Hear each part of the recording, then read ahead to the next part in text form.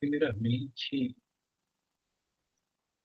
o homem, na sua estrutura de egopotência, que não é uma egopotência, é uma ego-ilusão, mas, contudo, ele julga que este ego é potente, que esse ego tem potência, ele julga que ele pode conquistar o mundo. E se lança ao mundo nesse ímpeto de conquista, de domínio. E pensa que a matéria é tudo que vai lhe satisfazer. E com isso avoluma-se a ânsia da aquisição material, da posse de bens. E para isso ele subjuga qualquer força ou potência contrária. Ele mesmo desconsidera os seus semelhantes e por cima deles passa para atingir essas metas que o ego lhe impõe, essas conquistas. Então, a princípio, ele se julga muito poderoso, mas aí a divina providência vem colocando em em sua trajetória, sucessivas frustrações, sucessivos fracassos, e por mais que ele conquiste fora, ele se sente vazio dentro. E vem o processo da frustração. Talvez nesse momento em que ele começa a reconhecer que todas as conquistas externas não lhe pode assegurar um estado de bem-estar, de paz, de felicidade, que ele delibere a considerar que algo está errado,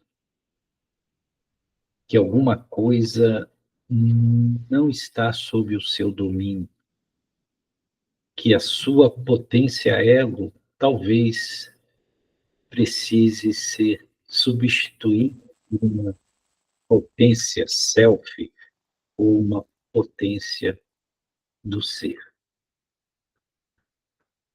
E talvez nesse momento é que nós, enquanto esses seres existenciais,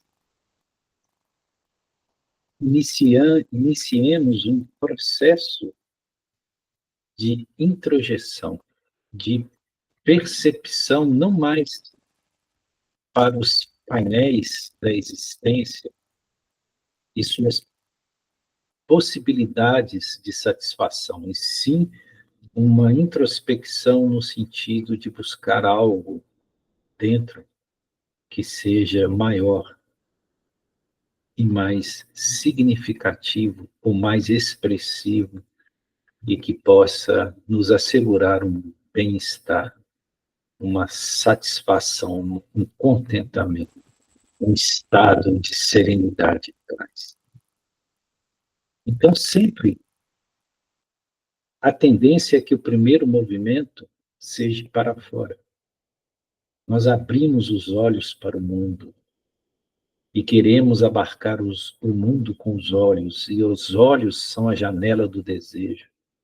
Tudo aquilo que vemos, cobiçamos, tudo aquilo que vemos, queremos conquistar. Esse é o primeiro movimento natural, e aí nisso se estrutura o ego. Talvez com a maturidade, que não depende da idade, nós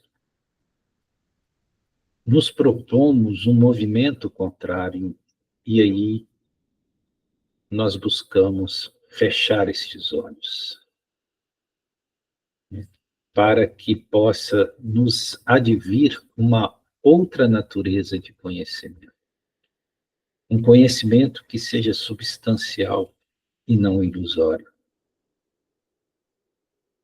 Então, nós precisamos retirar nossos sentidos do mundo físico para ter esse nível de percepção. Porque quando nós estivermos atraídos pela exterioridade e aliciados por todas as emoções, todas as motivações, todo esse jogo do mundo exterior, nós não conseguimos perceber aquilo que está mais próximo, aquilo que de tão perto fica-se imperceptível, que é o nosso próprio ser.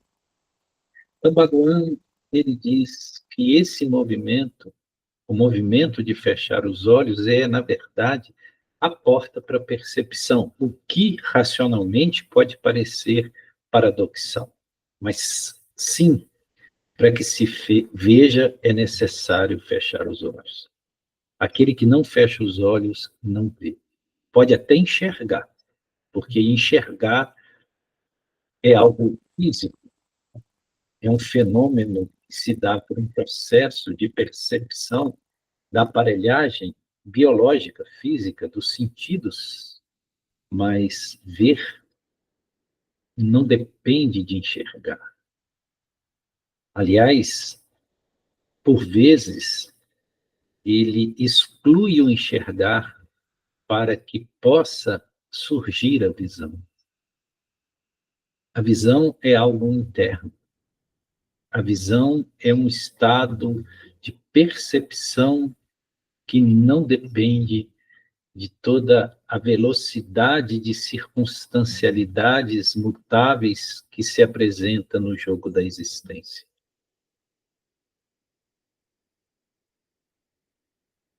E assim nós começamos a ter essas pequenas nuances desse inominável interno.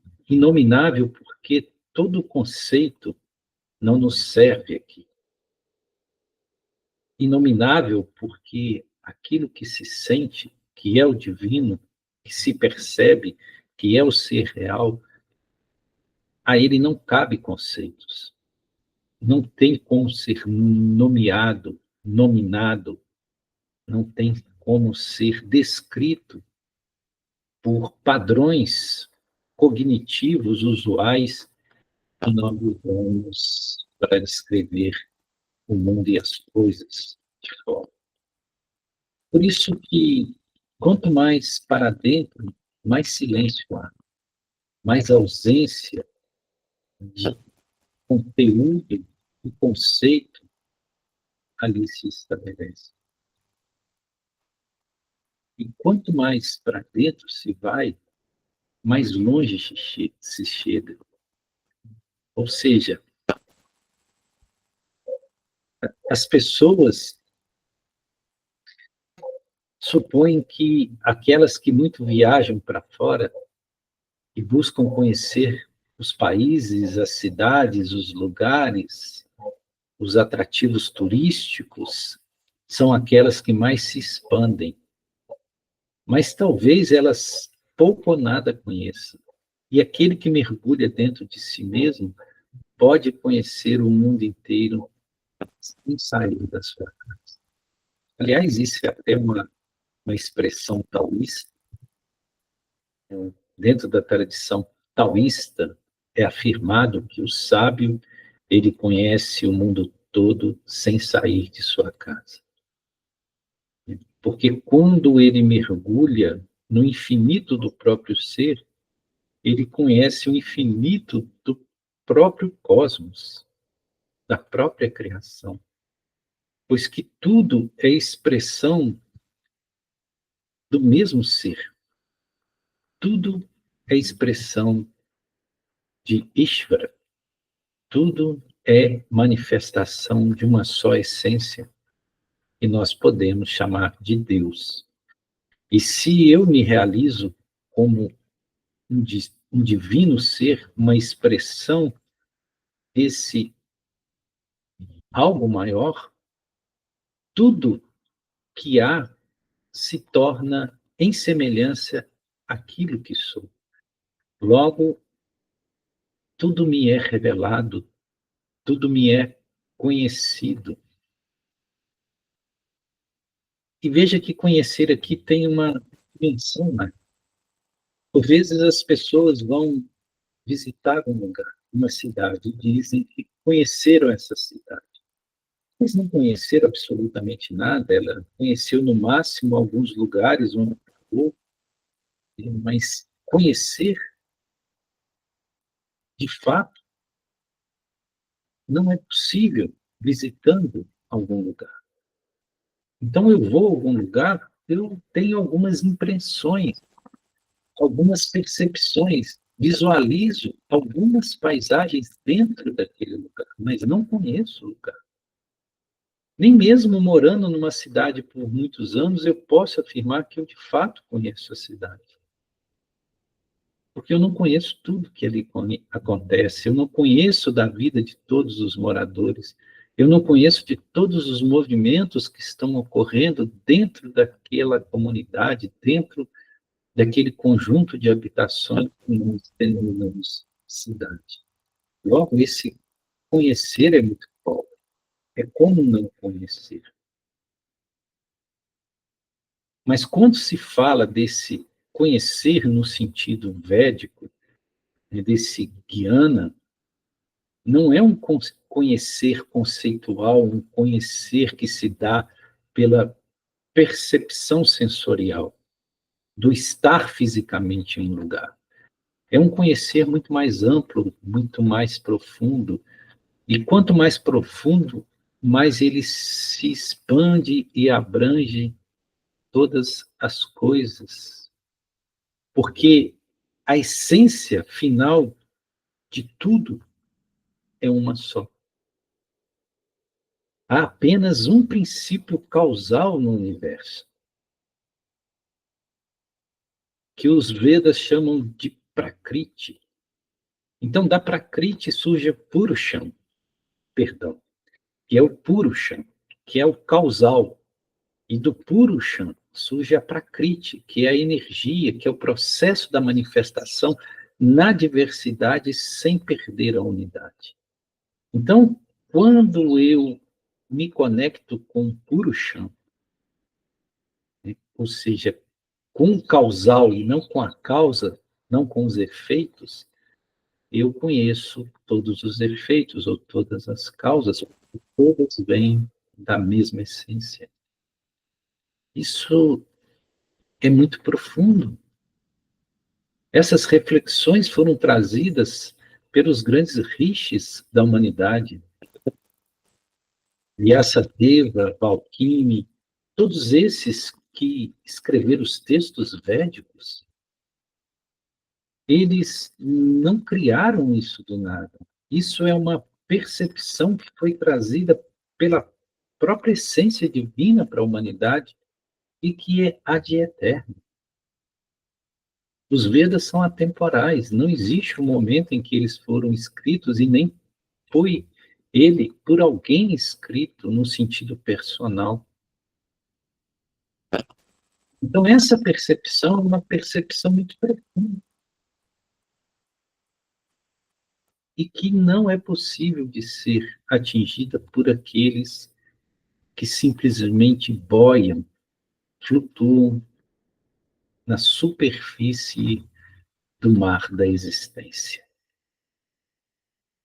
É preciso ter fôlego para mergulhar e mergulhar cada vez mais profundamente nas profundidades de repouso segredo. Por isso que os Vedas também, por vezes, chamam esse conhecimento de pérola, porque pérola ela é encontrada no fundo do mar. É preciso descer, é preciso mergulhar profundamente. E somente Os hábeis mergulhadores é que encontram as pérolas mais preciosas. E se eu não me proponho a ser um mergulhador e simplesmente fico nadando na superfície desse mundo aparente e ilusório, eu não vou ter as pérolas. E quanto mais rara e preciosa a pérola, mais profunda ela está. Isso é conhecer o infinito sem sair da própria casa. Porque aquele que não conhece o ser, aquele que não conhece a sua própria centelha divina e a sua natureza real, ele nada conhece.